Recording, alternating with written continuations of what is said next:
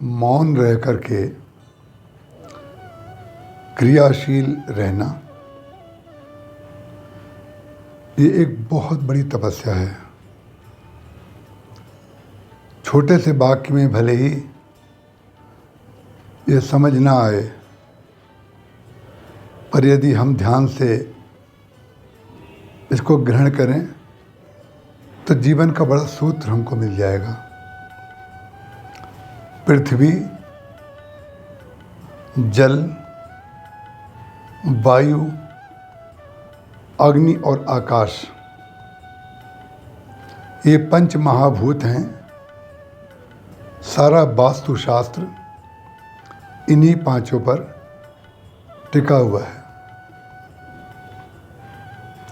मौन रह करके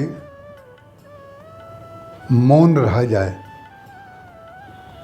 और क्रियाशील रहा जाए तो ये बहुत बड़ी तपस्या है।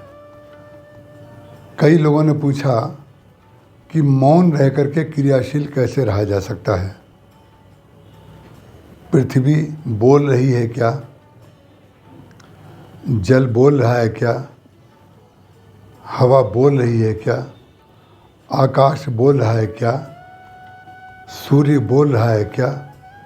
यही तो तपस्या है। तो मौन की परिभाषा क्या है?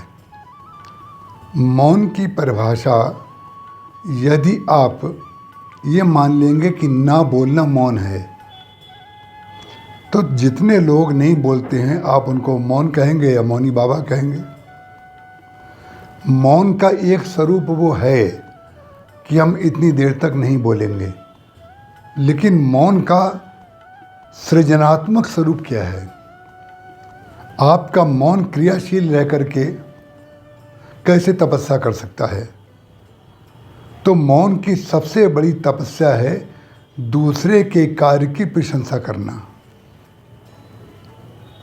ये मौन असंभव है, लेकिन भगवान राम ने इस मौन को जीवन पर्यंत धारण किया। भगवान राम को कोई मौनी बाबा नहीं कहता। भगवान राम कभी मौन भी नहीं रहे।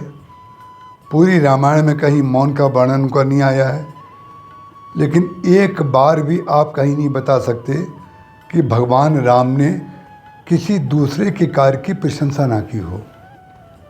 सबसे बड़ा मौन दूसरे के कार्य की प्रशंसा है, और सबसे बड़ा मौन अपने गुणों के लिए मौन रहना है।